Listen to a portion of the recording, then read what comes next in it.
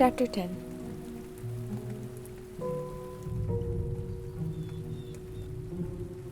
Cameron Kennedy Kensington. My mom never used my full name unless I was in trouble. Out of habit, I sat bolt upright in bed, eyes bugging. Then I remembered I was an adult. I was not a child, and as my reality came back into focus, from the more than a little rude awakening, I realized what this was probably about. It was Sunday morning. My mom had just gone to church. The news of my being arrested had probably circulated back, and some concerned outside party had probably confronted her over donuts and coffee, just to be sure she knew about it, or was recovering from the public embarrassment, or maybe to see if they could get more information about the situation from the inside. I was almost surprised it had taken 2 whole weeks to circle back, if I'm honest. I'd expected blowback much sooner. Cameron! She didn't wait for a response before bursting through the opening she created, like the crazed Kool-Aid pitcher from the commercials. Good morning, Mom, I offered, too sweetly. She threw her hands on her hips, lips tucked into a tight line. I lifted my eyebrows at her, feigning innocence, and leaned back as if her attitude made no sense to me. Cameron, what's this I hear about you and the mayor's daughter? What did you hear? Cameron, don't play games with me. You lied to me. Her expression had faded from anger to hurt in the space of a minute. The truth. It hit home a little bit harder for me. I internally cringed at the twinge of guilt tweaking my heartstrings. I didn't want to put anything more on your plate, Mom. I felt bad enough as it was. I just wanted to deal with my punishment like an adult and leave you and Dad out of it. My dad had made his way quietly to the entry. He was leaned against the door frame with his arms crossed easily over his chest. I could see his normal twinkle of trouble glistening at me. It was apparent to me he was more curious than upset. I felt reinforced. Good morning, Dad, I greeted calmly. Morning, Cam. He nodded my attention back to my mom. Mom, I didn't mean to make things worse. I thought I'd handled it quietly. Sorry I forgot we live in a fucking echo chamber. Cameron Kennedy, you watch your language, she warned, grasping at straws. I hadn't seen my mom so worked up ever. Which brought me back to the straws concept. Maybe I'd finally gotten her to her final one. This was not the time to be testing my footing. I'm sorry, I mumbled. We raised you better than that. Yeah, well, apparently Megan was raised among heathens, so... I stopped as my mom's expression grew more severe. I folded my hands in my lap and waited for her to direct the conversation. Cameron, you punched her in the face? Her eyes bulged, as if she was hoping that I would explain it away and tell her I hadn't done what I'd done. In the face! The shock struck again like lightning, as if she were hearing the words for the first time from her own mouth. Mom, she basically punched herself in the face. I didn't fight her or anything, it was a one-hit knockout. I smiled toward my dad, as I caught the corners of his mouth twitching upward. He shook his head and offered a pointed nod toward my mother. Okay, can I offer my defense? I asked.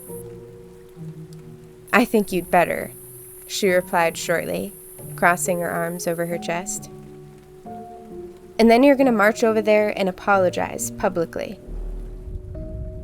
No, I shot back too quickly. No, I won't. She called me a murderer. I bet whatever gossiping church hypocrite who told you about this left that part out. She accused me of killing Maddie and Carrie in front of the entire bowling alley, and then had the audacity to pretend they were even friends with her. She was awful. Always. I muttered the last part under my breath. There was a pause. I fiddled with the edges of my blanket before adding, I just kind of lost it, Mom. I needed her to shut up and stop talking. And I didn't know how to articulate it, so I punched her in the face, and I told her to fuck herself, and that nobody liked her. That's all I said. And then I walked away, and when I got home, her brother pulled in. And I felt so bad that you and Dad might get dragged into another mess because of me, so I fibbed. Little white lie. Her eyes were filling with tears while I spoke, which made it worse. I felt horrible enough as it was. I went out because she invited me, only to figure out I'd totally played into her hand, and she set me up to humiliate me. Probably just to show me it was like old times and I had no backup now.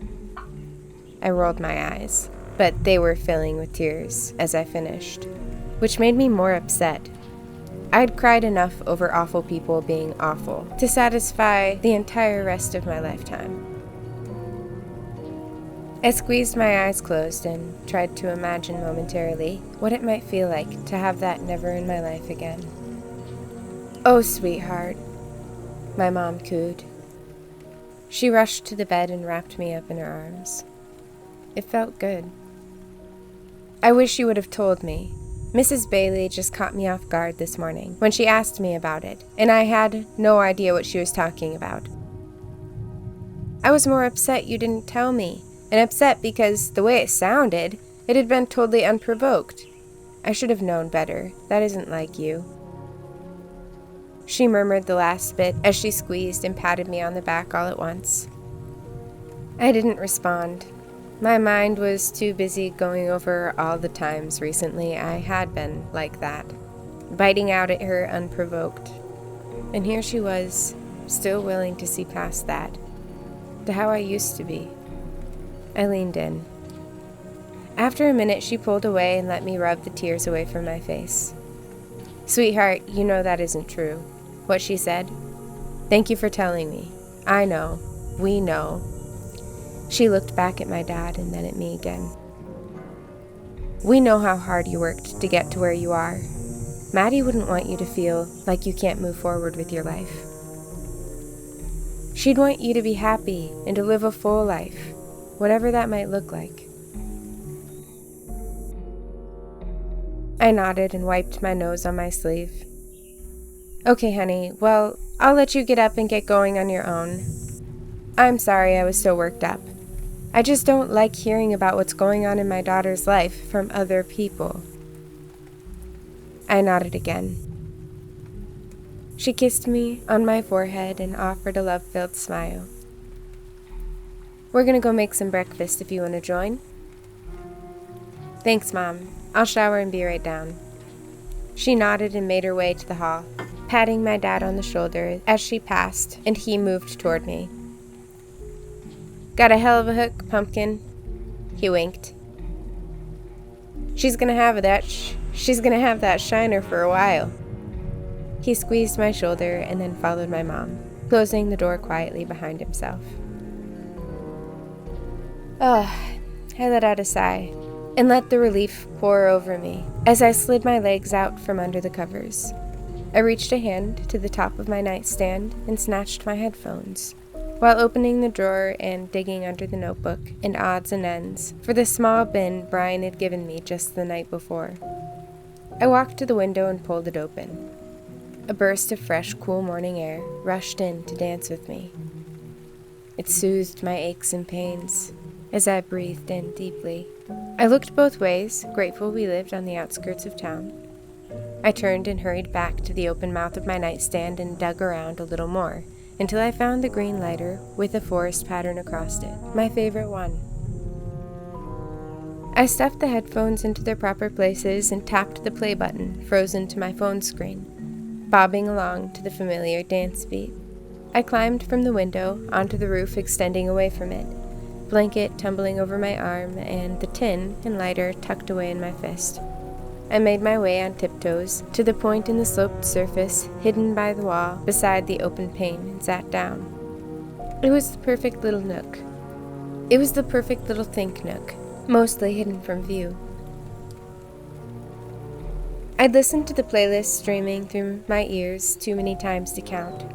It was full of songs Maddie and I used to cruise around dirt roads to, while she puffed on whatever she had on hand.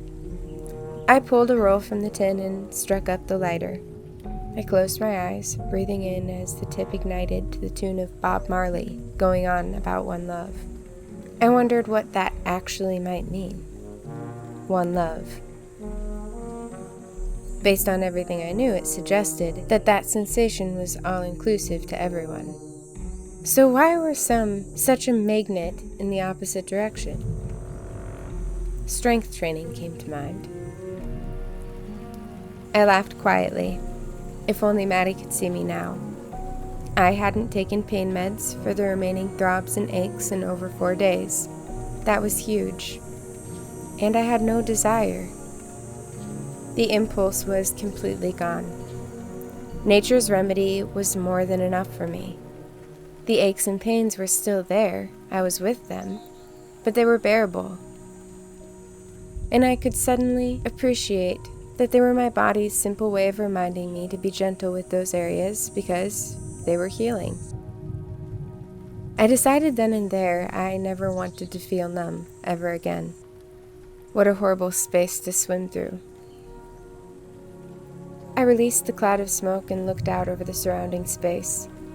It suddenly felt alien, like I was looking at the street spotted in houses for the first time, even though I'd seen the view 1,000 times before.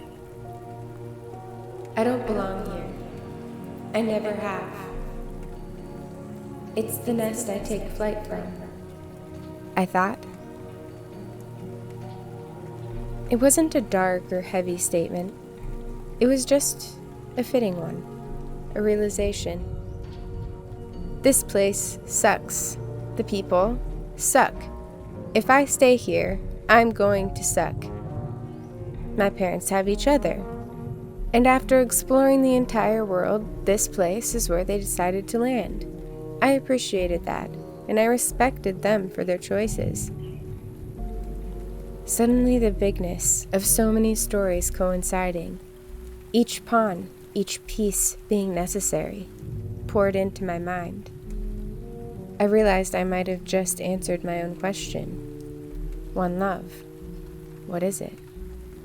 It's playing a part in someone else's theater until the role is no longer necessary. Organic enemies are nothing more than strength training. The thought had occurred to me so many times over the course of my healing journey. This time, it really sank in. I took one more puff and put the half-smoked roll out, grinding the cherry into the sandpaper roofing and replacing it into the tin. I sat for a moment longer, watching my warm breath come to life in the cold air. It formed swirling vapor clouds that disappeared somewhere above my head.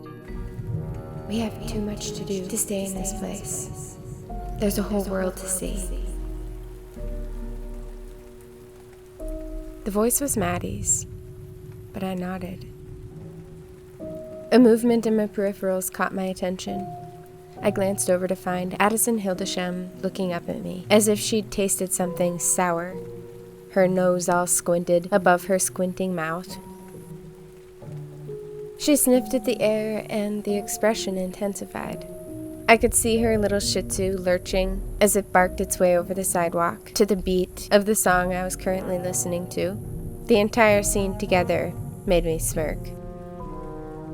She said something I couldn't hear and stopped on the sidewalk just off to the side of my house, sniffing at the air again and pointing around.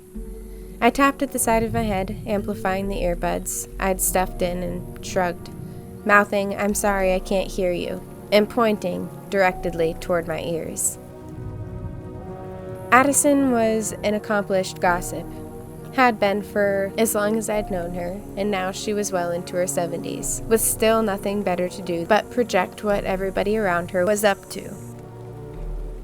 I couldn't be sure she hadn't seen me smoking, but I think it was safe to assume the smell drifting away from my rooftop was the perfect gold nugget to make her day.